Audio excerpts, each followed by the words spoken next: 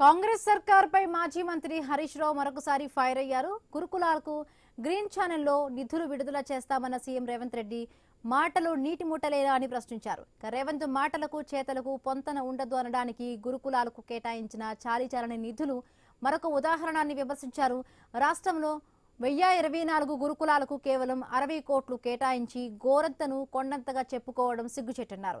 12,000 కోట్లతో young India సమీకృత గురుకులాలు ఏర్పాటు చేస్తామని ప్రచారం చేసుకుంటున్న రేవంత్ కు 6.5 లక్షల మంది ఎస్సీ, ఎస్టీ, బీసీ, మైనారిటీ బిడ్డలు చదివే గురుకులాలకు కనీసం 100 కోట్లు కేటాయించే మనసు రాలేదా అని నిలదీశారు.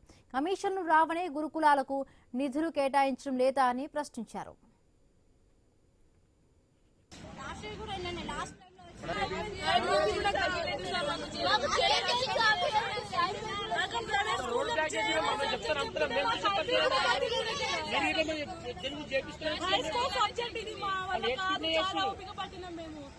గవర్నమెంట్ రామన్నాను ఇది పడుకుందా గవర్నమెంట్ ఏమైనా స్టూడెంట్స్ ఫ్యూచర్ నాశనం అవుతుంటే ఇక్కడ అక్కడ కూర్చొని రూల్ చేస్తున్నారండి. మరి ముందు